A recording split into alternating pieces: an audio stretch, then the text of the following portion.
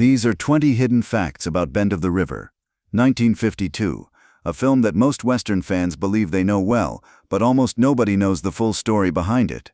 This is the film that changed how Hollywood pays its stars, preserved a sacred American landmark that no longer exists, and launched the career of one of cinema's greatest actors, all while hiding anachronisms in plain sight that audiences have been missing for over 70 years. Released on February 13, 1952, with its world premiere in Portland, Oregon on January 23, Bend of the River was directed by Anthony Mann and starred James Stewart.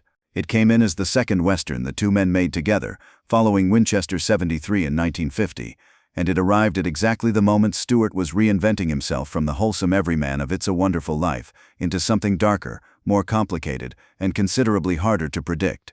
The result was one of the most psychologically rich Westerns ever committed to film, and it is packed with stories, secrets, and surprises that have gone largely untold. Let's get into them. Fact number 1. The title came from a book the filmmakers basically ignored. Bend of the River took its name from a 1950 novel called Bend of the Snake by Pacific Northwest author Bill Gulick, published by Houghton Mifflin, and that title is essentially where the connection between book and film ends. Gulick's protagonist carries the name Scott Burton, not Glyn McClintock. The setting runs along the Snake River through Washington Territory, not Oregon. The central conflict involves dismantling a ranching monopoly through a murder mystery subplot that never appears anywhere in the finished film, and the river at the center of the story is not even the same river. Screenwriter Borden Chase invented the characters, the setting, and the plot from scratch. Gulick was furious enough about the situation that he reportedly ran an advertisement publicly declaring the only things used from his book were the first 3 words of the title. Chase's response was dry and direct. Gulick, he argued, should have waited to see whether the movie was a hit before distancing himself from it. Gulick later reflected that the studio changed his title to Bend of the River and placed the story around the stretch of the Columbia between Portland and the Dalles, and everything else came from Chase's imagination. The author hated the movie. The movie became a classic. These two facts coexisted without apology. Fact number 2. The screenwriter used to drive for a gangster killed by Al Capone. Borden Chase was born Frank Fowler, and he built his pen name by combining 2 well-known brands, Borden Milk and Chase Manhattan Bank. The backstory behind that name, though, runs considerably darker than either of those institutions. Before Hollywood came calling, Chase worked as a chauffeur for the Brooklyn gangster Frankie Yale, and Yale was gunned down by Al Capone's men in 1928, while Chase was employed by him.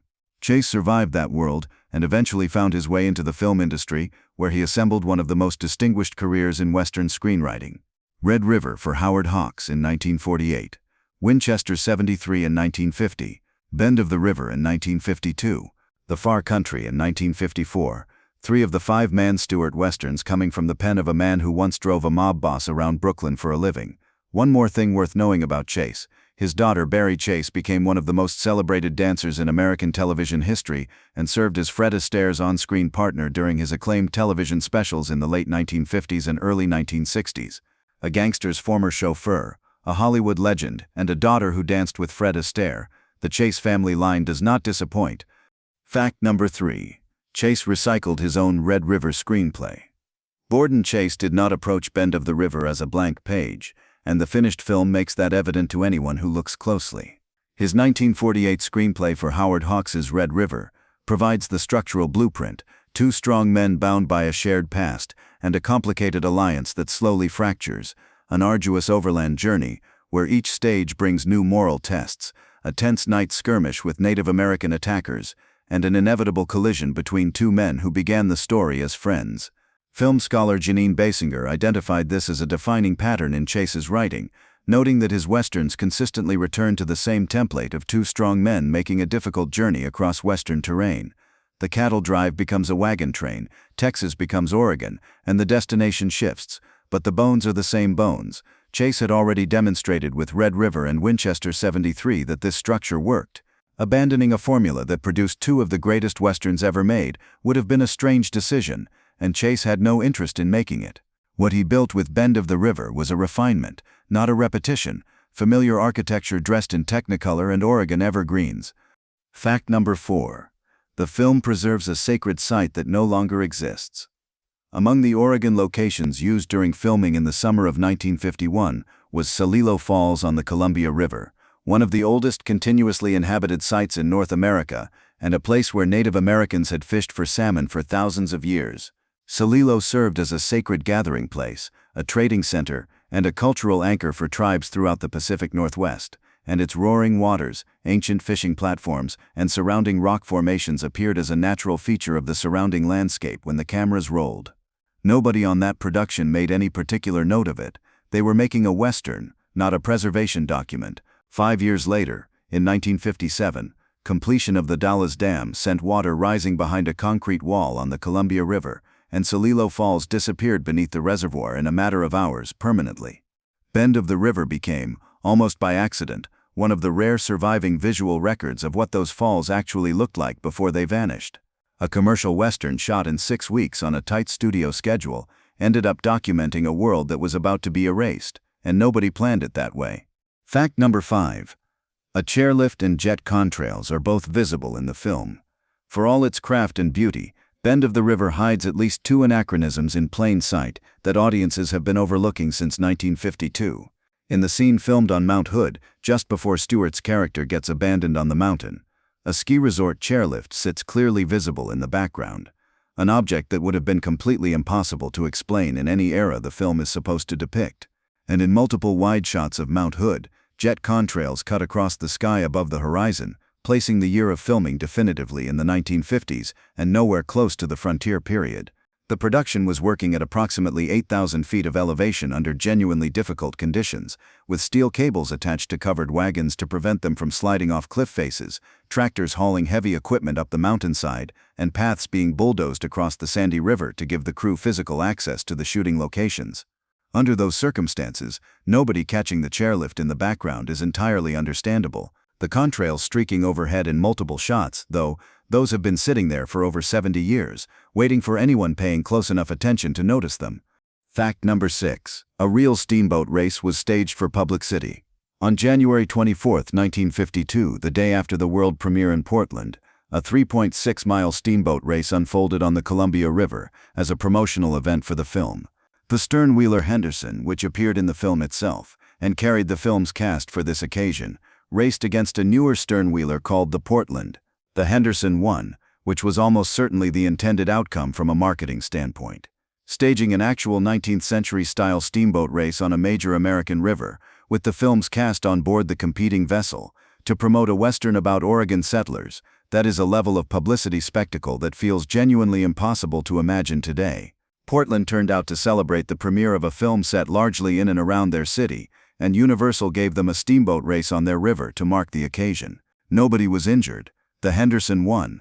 Portland loved it. As opening weekends go, it set a standard that press tours of the modern era have never come close to matching. Fact number 7. The film's historical setting is genuinely contested. Here is a detail that sounds like it should be simple but turns out to be legitimately unresolved. When exactly does Bend of the River take place? The AFI catalog and Turner Classic Movies, 2 of the most authoritative film reference sources available, both place the story in 1847. Wikipedia says 1866. That discrepancy carries real weight when you look at the characters' backstories, because McClintock and Cole as former Missouri border raiders makes far more historical sense in the context of the 1850s and 1860s during the Bleeding Kansas period and the Civil War years. The 1847 date creates a genuine inconsistency with those character histories. The film never states a year on screen, and the production apparently never settled the question during filming. The Oregon Trail setting fits the 1840s, those were the peak migration years, but the men populating this story feel shaped by a later and considerably darker American conflict. For a film this precisely and intentionally crafted in every other department, the quietly dangling question of exactly when it takes place carries a strange fascination. Nobody involved answered it, and 70 years later the reference books still disagree. Fact number 8. James Stewart called this his most physically demanding film. Filming ran through approximately July and August of 1951, almost entirely on location in Oregon, at elevations reaching around 8,000 feet on Mount Hood. Steel cables were planted and attached to covered wagons to prevent them from sliding off mountain cliff faces. Slow-moving tractors hauled heavy equipment up the mountainside, Paths were bulldozed across the sandy river to give the crew physical access to the shooting areas, and the entire shoot was completed in roughly 6 weeks. Stewart, over the course of the 1950s, made a series of demanding location westerns, shot in genuine wilderness, under genuinely difficult conditions, and he singled out this particular film as the hardest work he ever did on a movie set. Given that his resume includes films shot in the Sierra Nevada, the Canadian Rockies, and the Painted Desert, that assessment means something. The scenery in the finished film is stunning, and the price paid for that scenery was high enough that the man who paid most of it remembered it as the outer limit of what location filmmaking could ask of a performer. Fact number 9. The film's producer was a 2-time All-American football player. Producer Aaron Rosenberg arrived in Hollywood by a path that had almost nothing to do with Hollywood. Born on August 26, 1912, he earned 2 All-American selections as a football player at USC in 1932 and 1933, and the College Football Hall of Fame inducted him in 1966, more than a decade into his producing career. Navy service during World War II preceded his arrival at Universal International as an assistant director, and from there he worked his way steadily upward until he became one of the studio's most reliable producers. 5 Mann Stewart collaborations carry his name as producer: Winchester 73, Bend of the River, Thunder Bay, The Glenn Miller Story, and The Far Country. Director Bud Bedecker called him his favorite producer in the industry, specifically because of how honest he operated. An Academy Award nomination for Best Picture came later, for Mutiny on the Bounty in 1962, making Rosenberg exceptional at 3 consecutive careers: college athletics, naval service, and motion picture production. And if you're finding these facts as surprising as I am, this is a good moment to hit subscribe, because every week this channel goes deep into classic films and surfaces the stories that most people walk right past. Fact number 10. Stewart earned around $750,000 without a salary. Universal wanted James Stewart for Winchester 73 in 1950 but could not cover his standard fee of $200,000, and that financial constraint produced one of the most consequential deals in Hollywood history. Stewart's agent Lou Wasserman negotiated profit participation in place of a salary, and Winchester 73 returned an estimated $600,000 to Stewart, 3 times what his fee would have been. That same arrangement extended to Bend of the River, and by 1953, Universal executive William Goetz estimated Stewart had earned approximately $750,000 from this film alone, a figure that converts to more than $7 million in today's money. Every major actor who has since negotiated a back-end deal, every star who takes a smaller upfront fee in exchange for a percentage of what the film earns, all of it traces back structurally to an arrangement Wasserman and Universal worked out when the studio couldn't afford a $200,000 check. The profit participation model, the back-end deal, the percentage arrangement, all of it became standard industry practice because one agent found a creative solution to a budget problem in 1949. Fact number 11. Anthony Mann grew up in a Theosophical Society commune. Anthony Mann entered the world as Emil Anton Bunzmann, born in San Diego, California, not in a typical American household but within Lomaland, a settlement operated by the Theosophical Society, a spiritual organization built around the belief in the unity of all religions and the brotherhood of humanity. His father brought an academic background rooted in Bohemian German heritage. His mother, a drama teacher from Macon, Georgia, carried Bavarian Jewish ancestry. Mann left school at 17 after his father's death, moved toward acting on the New York stage, and worked his way through roles as talent scout, casting director, and assistant director, including work under Preston Sturges on Sullivan's Travels, before his directorial debut with Dr. Broadway in 1942, completed in 18 days. 6 films with cinematographer John Alton followed, building Mann's reputation through dark expressionistic noir, T-Men, Raw Deal, Border Incident, and others, before the Western period began. Stewart saw Mann's first Western, Devil's Doorway, in 1950, and was impressed enough to personally choose Mann to direct Winchester 73. The collaboration that followed stands as one of the great partnerships in studio-era Hollywood, and it grew from the unlikely foundation of a theosophical commune in San Diego and a 17-year-old boy who had just lost his father and needed somewhere to go. Fact number 12. Mann deliberately rejected John Ford's visual language. Most westerns of the 1950s were shot in desert terrain, and Monument Valley, John Ford's signature location, the backdrop of Stagecoach, My Darling Clementine, Fort Apache, and She Wore a Yellow Ribbon, defined what the genre was supposed to look like. Mann rejected that template deliberately and completely, and he explained his reasoning in a 1967 interview with a directness that left no room for ambiguity. He never understood why almost all westerns were shot in desert landscapes, and he wanted to show mountains, waterfalls, forested areas, and snowy summits, to rediscover, as he put it, the whole Daniel Boone atmosphere. Bend of the River was the fullest expression of that philosophy, and it was also the first of the Mann Stewart westerns shot in Technicolor, which meant that the saturated greens of Oregon's forests, the blue of the Columbia River, and the white of Mount Hood's snowfields could be rendered in their full depth rather than compressed into black and white. For Mann, landscape was never simply a backdrop.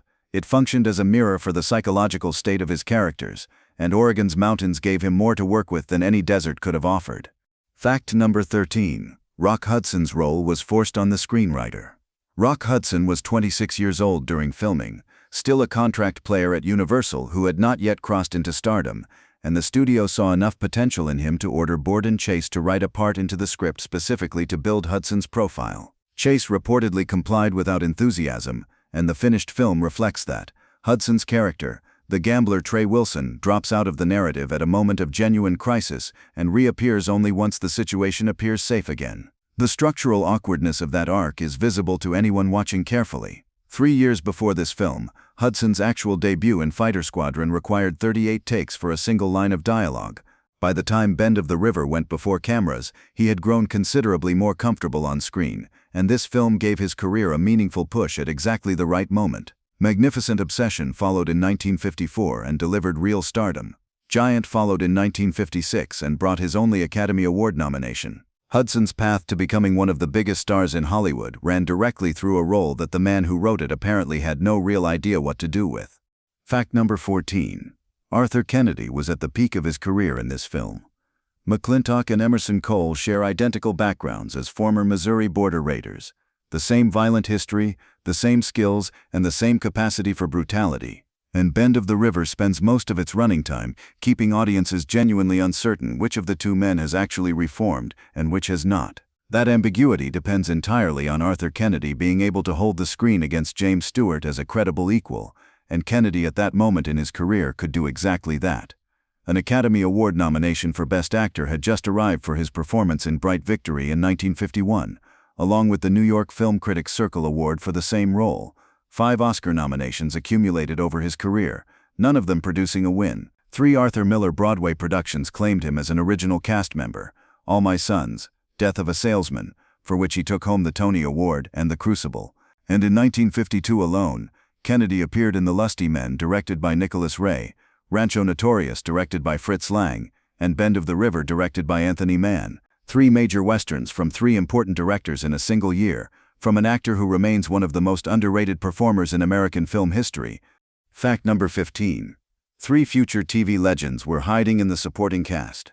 Frances Bavia plays the settler Mrs. Prentice in a small supporting role, bringing nothing to the screen in 1952 that would suggest she was on her way to becoming one of the most recognized faces in the history of American television. Aunt Bee Taylor on The Andy Griffith Show, a role she inhabited from 1960 to 1968, was still years away, and the warmth and domesticity that defined that character shows no sign yet of arriving.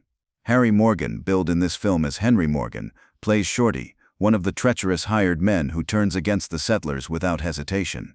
Colonel Sherman T. Potter, the warm and principled commanding officer he would play on MASH, seems to belong to a different actor entirely. And Laurie Nelson, who plays the younger sister Margie Bale, went on to star in Revenge of the Creature in 1955, which connects directly to the next fact.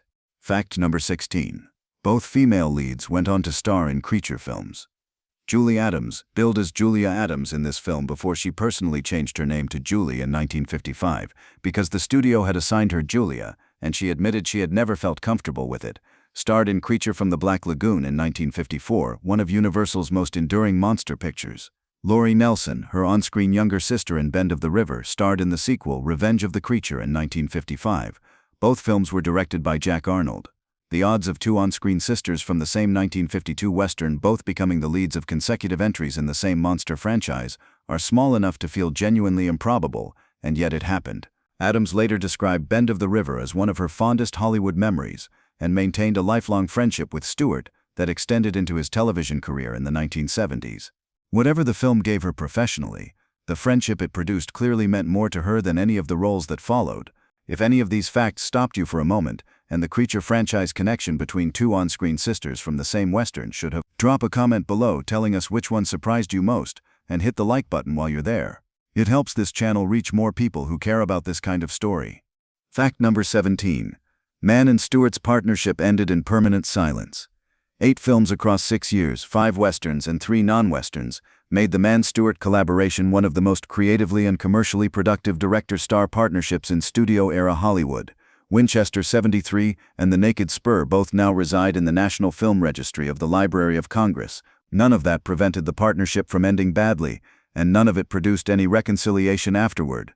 A 9th film was planned, and Mann walked away from it during pre-production on Night Passage in 1957, calling the script trash, and reportedly feeling that Stewart only wanted to make it so he could play the accordion on screen. They never spoke again after that. Mann moved forward with The Tin Star alongside Henry Fonda and Man of the West with Gary Cooper, then shifted to large-scale European productions, El Cid in 1961, and The Fall of the Roman Empire in 1964. On April 29, 1967, a heart attack claimed him in Berlin while directing A Dandy in Aspic, which Lawrence Harvey finished after Mann's death. Two men who made some of the greatest westerns in American cinema parted over a script dispute, and neither one ever reached back across the silence. Fact number 18. The film's composer once studied with Alban Berg. Hans J. Salter was born on January 14, 1896 in Vienna, and before he ever wrote a note for a Hollywood film, he studied at the Vienna Academy of Music under 3 figures who shaped 20th-century European classical music: Alban Berg, Franz Schrecker, and Felix Weingartner. From the Vienna Academy he moved to the Volksoper as assistant conductor, then to the Berlin State Opera as conductor, before Nazi persecution drove him to emigrate to the United States in 1937. Nearly 30 years at Universal followed, during which Salter scored or contributed to more than 150 films: The Wolf Man, Creature from the Black Lagoon, The Incredible Shrinking Man. His horror scores are among the most lasting contributions to American cinema in that genre. 6 Academy Award nominations accumulated over that period, none of them converting into a win. Death came on July 23, 1994 in Studio City, California, at the age of 98. A musician who had studied with one of the founding figures of modernist composition, spent the back half of his career writing music for monster pictures and cowboy films on a Universal Pictures backlot, and almost nobody has ever stopped to point that out. Fact number 19. Stewart's You'll Be Seeing Me is a watershed moment in cinema. Glenn McClintock's warning to the man who betrayed him runs as follows: "You'll be seeing me. Every time you bed down for the night you'll look back in the darkness and wonder if I'm there. And some night I will be. You'll be seeing me." James Stewart delivers those lines with a cold flatness that would have been completely unrecognizable from the stammering, wide-eyed innocent of Mr. Smith Goes to Washington, The Philadelphia Story, and It's a Wonderful Life. World War II changed Stewart in ways that his pre-war roles never anticipated. Combat bomber missions over Europe, eventual rank of brigadier general in the reserve. The war reshaped the man, and the Mann collaborations gave the reshaped man a vehicle. At 42 in 1950, Stewart could no longer play the bumbling youth that audiences had loved before the war, and he had no interest in trying. Martin Scorsese put the transformation this way: if the pre-war Stewart stood for something essentially American, the post-war Stewart stood for something truly universal, and it is difficult to think of another American star who remade his own image so thoroughly, or so bravely. That transformation has a single sentence sitting at its center: "You'll be seeing me." Fact number 20. The film received a 4K restoration that premiered at Venice. Universal Pictures, working alongside the Film Foundation with support from the Hudson Lucas Family Foundation, produced a full 4K digital restoration of Bend of the River from the original 35mm 3-strip Technicolor negative. That restoration premiered at the 81st Venice International Film Festival in the Venice Classics section in 2024, and it also screened at the Museum of Modern Art in New York as part of their To Save and Project film preservation series.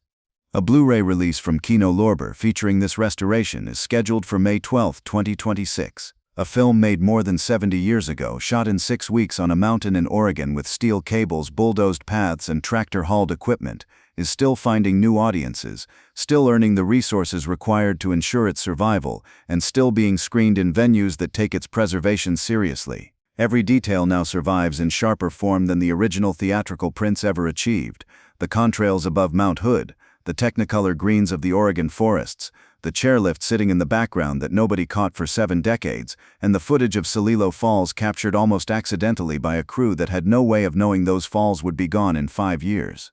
Those are 20 hidden facts about Bend of the River, 1952. Step back from the individual facts and look at what this film actually represents when you hold all of it together at once. Written by a former mob chauffeur from a novel whose author publicly disowned it. Produced by a college football Hall of Famer. Scored by a man who studied with Alban Berg and survived Nazi persecution to spend 30 years writing music for Universal Monster Pictures. Photographed at 8,000 feet on an Oregon volcano in Technicolor. By a director born inside a theosophical commune in San Diego. Cast with future television icons playing settlers and villains. With a future superstar handed a role the screenwriter reportedly had no real idea what to do with, and with 2 on-screen sisters who would separately go on to headline consecutive entries in the Creature from the Black Lagoon franchise.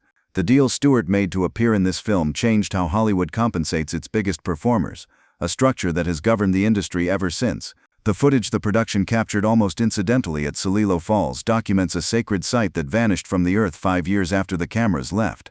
The $750,000 Stewart earned without drawing a salary converted, in the hands of his agent and the studios that followed Universal's model, into the standard compensation framework that every major star has negotiated against ever since.